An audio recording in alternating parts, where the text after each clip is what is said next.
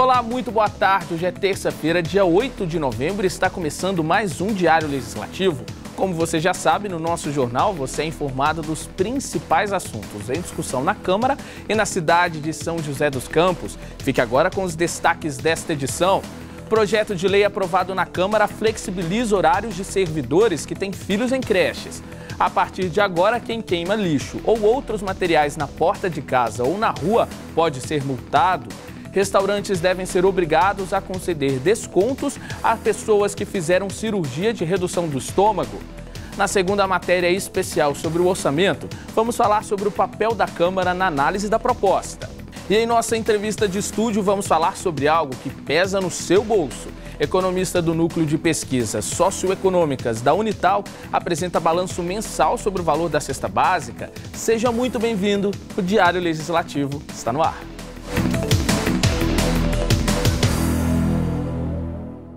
Nós começamos o jornal de hoje com uma importante notícia para as pessoas que fizeram cirurgia de redução de estômago. Foi aprovado na Câmara um projeto de lei que obriga os restaurantes de São José dos Campos a darem desconto para quem fez a cirurgia bariátrica. Você confere mais detalhes sobre o assunto na reportagem. Com 50 quilos a menos, Paulo comemora o resultado da cirurgia bariátrica realizada em março deste ano.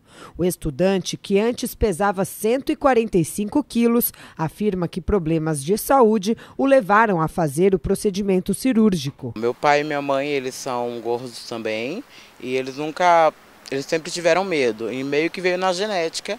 Eu também acabei engordando e aos 24 anos eu cheguei ao peso de 145 quilos. E fazendo exames periódicos, eu descobri que eu já estava hipertenso e pré-diabético.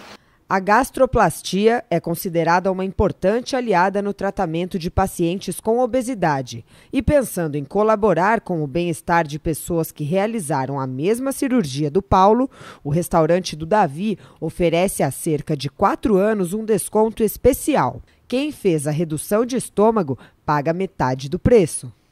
Para quem fez a cirurgia bariátrica, aqui a gente dá 50% de desconto. Sendo o nosso serviço de buffet por pessoa, então ele tem 50% no serviço. A principal vantagem é manter o cliente, né? Muitas vezes o cliente já era cliente antes de fazer a cirurgia e tendo esse benefício ele se mantém vindo aqui com os familiares, amigos. A norma adotada pelo restaurante agora é lei. Foi aprovado um projeto na Câmara de autoria do vereador Fernando Petit da Farmácia que obriga os restaurantes a servir meia porção ou conceder desconto de 50% no preço da refeição para pessoas que fizeram a cirurgia bariátrica. Mas, para ter direito ao benefício, o interessado tem que apresentar o laudo clínico ou a declaração do médico responsável. Segundo o texto, o consumo de bebidas e sobremesas não está incluso na determinação. O projeto ainda exige que os estabelecimentos fixem placas ou cartazes com a divulgação da lei. Acho importante porque, como aconteceu aqui, o cliente vem procurar, muitas vezes não sabe se já está valendo a lei, se funciona. Acho que vai ser importante para quem fez a cirurgia. É muito interessante porque a gente não aguenta mais comer, nem meia porção, na verdade. Então, às vezes a gente paga por um valor cheio numa porção que a gente não vai aguentar comer, mas a gente queria comer aquilo. Então, por querer comer, tá com vontade ainda, a gente acaba pagando mais caro. Então, com essa lei, a gente consegue o quê? Economizar e comer a quantidade que faz sentido pra gente, sem desperdício, principalmente. Agora a gente vai falar sobre meio ambiente. Algumas pessoas ainda têm o mau hábito de queimar lixo e outros materiais, como galhos e folhas, tanto na rua quanto em casa, né? Hábito que agora pode se tornar uma infração passível de multa. Um projeto aprovado aqui na Câmara proíbe esse tipo de queimada na cidade. Veja. A Câmara de São José dos Campos aprovou por unanimidade o projeto de lei da vereadora Dulce Rita, que proíbe a queima de material orgânico ou inorgânico na cidade. A multa para quem queimar lixo doméstico, mato e folhas no próprio terreno é de R$ 500. Se a queima for em via pública, o valor da multa é o dobro, R$ 1.000. Eu acho que também é importante que haja divulgação da lei, porque as pessoas têm que também ter consciência e denunciar o infrator. Porque senão nós vamos continuar com alto nível de oxigênio, de gás carbônico na atmosfera, vendo o aquecimento global, a criança as UPAs cheias por problemas respiratórios, principalmente nas crianças, e fica todo mundo achando que não pode fazer nada. Eu acho que pode fazer sim, tem que ser denunciado, tem que chamar a Polícia Florestal, dependendo da área, tem que chamar a Secretaria de Meio Ambiente, tem que chamar a fiscalização, e nós temos que parar de estar com o braço cruzado, com cara de paisagem, como se nada estivesse acontecendo no nosso planeta. E o nosso planeta começa no nosso bairro, começa na nossa cidade. Vamos fazer a nossa parte, vamos ser responsáveis pelo que está acontecendo e vamos denunciar sim, porque tudo, o mínimo que se fizer agora é uma tentativa de preservar o meio ambiente, que é o futuro dos nossos filhos, dos nossos netos. E no próximo bloco vamos descobrir qual foi o vilão da cesta básica. Quem revela pra gente é um pesquisador da Unital, professor Laureano Rosa. A gente volta já.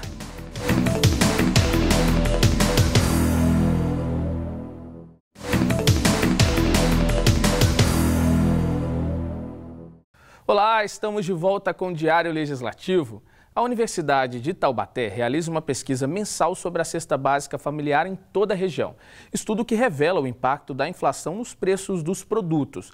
E para sabermos quais ficaram mais caros ou mais baratos, nós convidamos para falar sobre o assunto o coordenador do Núcleo de Pesquisas Socioeconômicas da faculdade, professor Laureano Rosa. Ele conversou com a repórter Vivian Scatolin. Acompanhe.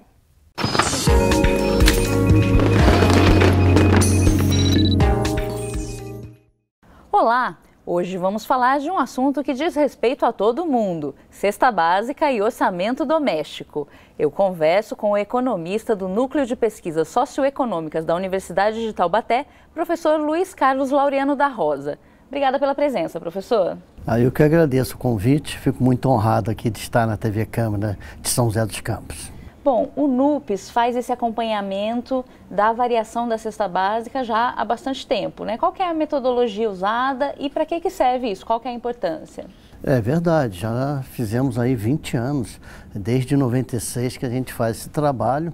Então a gente pega 5 supermercados de São José dos Campos, 5 supermercados de Taubaté, 4 de Caçapava e 3 de Campos do Jordão. E a gente pega diversos produtos. Então, na realidade, a gente pega sempre os mesmos produtos. O que a gente mede é a variação dos preços. Então, eu não quero fazer uma cesta mais barata e uma cesta mais cara, não. É medir a variação. E aí entra nesse contexto, né, entra os estagiários, que são alunos de economia, de administração, quer dizer, eles também conseguem, a gente consegue com isso, os alunos, aquilo que eles aprendem dentro de sala de aula, colocar na prática, né, aquilo que está acontecendo. Então eles fazem, calcula a média, desvio padrão. Então é uma série de objetivos que tem esse trabalho. Então é um trabalho muito importante e toda a imprensa utiliza esse trabalho. Quer dizer, então a gente fica muito contente de poder estar acrescentando alguma coisa para as pessoas da região aqui do Vale do Paraíba. Uhum. E a gente já está chegando no final do ano, né? Estamos próximos do fim de 2016. O que se destacou nesse ano, né? Em termos de variação da cesta básica? O que indicou? O que o trabalho do NUPES indicou nesse ano? Nós tivemos, né, algumas variações aí muito grandes, né? É lógico que os produtos hortifruti granjeiros têm um peso muito grande nessa cesta, né? Então nós são 32 produtos de alimentação. Então dentro deles esse hortifruti granjeiro é muito complicado. Por quê? Porque ele depende bastante da questão climática. Então se você tem uma chuva muito forte, prejudica alguns produtos. Se você tem uma seca muito forte, prejudica alguns produtos. Então, é muito complicado, né? Então, nós já tivemos, por exemplo, o tomate, né? O tomate já foi o grande vilão da cesta aí por bastante tempo, né? Então, ele prejudicou, né, bastante. E é um produto difícil de ser substituído, né? E agora, recentemente, né, nós tivemos feijão. O feijão carioquinha, né, que todo mundo consome, principalmente o estado de São Paulo, né, porque ele é mais do estado de São Paulo, né, e nós tivemos um problema muito sério, perdemos uma safra muito grande por causa da chuva muito forte, né, estragou, e aí o feijão que era 6, 7 reais, chegou aí a 12, 13, 15 reais o quilo. E o outro que também é bastante consumido, que está sempre variando, é o pãozinho. Né? Infelizmente o insumo para fazer o pão é o trigo. E o Brasil não tem uma produção suficiente de trigo, então a gente tem que estar importando, comprando lá fora. E o dólar subiu, o que acontece? A farinha de trigo fica cara e o pãozinho também fica caro. Então é outro que vai mexer bastante com aquela camada carente da sociedade. E a carne, né? A carne, que preço é altíssimo, né? Então, o quilo da carne aí é 18, 19, dependendo do tipo de carne. E aí nós temos um problema sazonal também climático, né? Então, no inverno, por exemplo, a pastagem ficou ruim, né? Então, aí o que acontece? O animal se alimenta menos, né? Não fica num estado de abate, porque ele tem que estar gordinho para poder compensar, né? Então, ele não está, quer dizer, então você tem uma oferta menor, e a oferta menor, o preço vai lá em cima. E é isso que está acontecendo agora. Então, agora, até janeiro, fevereiro, nós vamos ter problema com o preço na carne. Então, o consumidor tem que estar preparado para poder substituir, realmente consumir menos a carne, né? Para poder ter realmente o custo da cesta tá adequado para ele. E a gente pode fazer algum tipo de análise do impacto da cesta básica no orçamento de uma família? Sim, existe esse parâmetro? Existe, não tenha dúvida disso. Ele está correspondendo hoje, né? Essa que nós fazemos, está correspondendo a 35% da renda do trabalhador. Quer dizer, então, está até razoável. Nós já tivemos aí época que correspondia a 45%, até quase 50% da renda. Hoje está em torno aí de 34%, 35%. Então, o que acontece? Se aumenta, né, aumenta o valor da cesta básica, a pessoa deixa de consumir. É lógico, quem ganha acima de 3, 4 salários mínimos, às vezes uma variação aí de 2, 3% na cesta no mês, pode não fazer diferença. Agora, imagina aquelas pessoas que ganham o salário mínimo, e tem gente que ganha até menos que o salário mínimo. Ela tem o dinheirinho direitinho, contadinho para fazer a sua alimentação. Então, se aumenta 1%, pronto, ela deixa de comprar alguma coisa, né? Então, E no acumulado do ano, então, se o salário dela não teve o reajuste, né, para acompanhar a inflação, então ela acaba perdendo o poder de compra. Exatamente, o poder de compra dela, esse ano, por exemplo, está acontecendo isso. Nós temos aí um acumulado aí em torno aí de 10% na cesta, não é? Até mais do que a inflação está 5 e pouco acumulado. Mas e aí o reajuste? Não tiveram, então realmente vai prejudicando. Então, torna a repetir, para quem ganha acima de 4, 5 salários mínimos, obviamente que o impacto é menor. Mas quem ganha até 1, 2 salários mínimos, isso aí faz uma diferença muito grande. Por isso que é importante esse trabalho para a gente estar orientando as pessoas aquilo que está no preço melhor para ela poder fazer uma cesta mais econômica que ela possa se alimentar bem, né? Professor, obrigada novamente pela presença aqui no nosso estúdio, pelos esclarecimentos trazidos, viu? E nós vamos ficando por aqui. Até a próxima.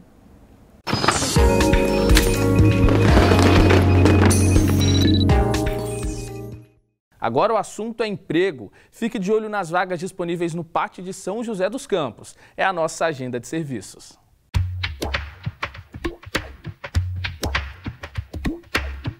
O PAT, Posto de Atendimento ao Trabalhador de São José dos Campos, tem oportunidades de emprego para diversas áreas. As vagas disponíveis são para copeiro, cozinheiro, funileiro, mecânico, operador de empilhadeira e técnico em nutrição. Para se candidatar é fácil. É só comparecer ao PAT levando o RG, CPF, carteira de trabalho e o cartão cidadão. O PAT fica na Praça Afonso Pena, número 175, no centro.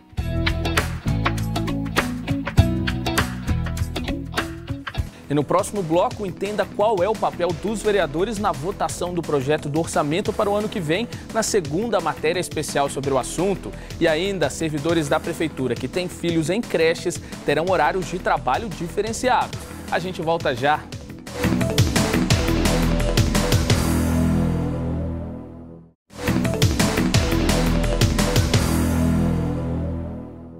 Olá, estamos de volta com o Diário Legislativo. Servidores que têm filhos matriculados nas creches de São José vão poder fazer horário diferenciado. Uma maneira de facilitar para os pais que precisam buscar os filhos no horário de pico. Essa é uma proposta de um projeto aprovado aqui na Câmara. Confira. Servidores municipais da Prefeitura que têm filhos matriculados em creches agora poderão ter o horário flexibilizado. Isso porque foi aprovado um projeto de lei na Câmara que concede horário especial para a categoria. De autoria do vereador Rogério Ciborgue, o projeto estabelece que os servidores poderão encerrar o expediente 15 minutos antes do horário de encerramento das aulas nas creches. O servidor deverá compensar esse tempo no horário de entrada ou no período do almoço. Esse projeto ajuda ao servidor, ao pai ou à mãe que trabalha na prefeitura ou em qualquer órgão municipal, que ele possa sair 15 minutos antes para ele poder chegar ao tempo lá na creche para poder pegar o seu filho. E as pessoas falam, poxa, mas o servidor vai ter esse benefício? Não, não vai ter o benefício, ele vai cumprir esses 15 minutos, ele vai repor ou no horário do almoço, ele entra mais cedo, ele vai repor esse horário, então não vai ter perda para o município. E vamos agora saber como fica o tempo na tarde desta terça e também para quarta-feira. A tarde desta terça-feira fica nublada com grande possibilidade de chuva. A máxima chega aos 30 graus, mínima 17. Amanhã o tempo fica ensolarado pela manhã, à tarde chove com trovoada. A máxima alcança os 31 graus, mínima 17. Na nossa segunda reportagem especial sobre o projeto do orçamento para 2017, você entende qual o papel dos vereadores na análise e apreciação da proposta e também qual o trâmite do projeto aqui na Câmara. Confira. Já está chegando o prazo para a Câmara votar o orçamento de 2017. Os vereadores têm até o final do ano para aprovar ou rejeitar a proposta, que já foi enviada pela Prefeitura. Às vezes, a gente não dá tanta importância, mas é a partir do orçamento que o governo estipula onde vai aplicar o dinheiro arrecadado pelos nossos impostos. Por exemplo, é com essa verba que a Prefeitura realiza obras como a reforma de uma escola, ampliação de leitos de um hospital ou até mesmo o asfalto de uma rua. A Câmara tem um papel muito importante nesse processo. Cabe aos vereadores apreciar a proposta do orçamento, que precisa passar por algumas etapas até ser votada em plenário. Primeiro, o projeto tem que ser lido durante a sessão. A partir daí, segue o prazo de 8 dias para a apresentação de emendas individuais. E é por meio das emendas que os parlamentares podem alterar o projeto de orçamento, ou seja, propor novas áreas de investimento e redistribuir parte da verba orçamentária. Vale lembrar que o período de apresentação de emendas se encerrou no dia 19 de outubro, sendo que o orçamento de 2017 recebeu uma emenda, da vereadora Amélia Naomi.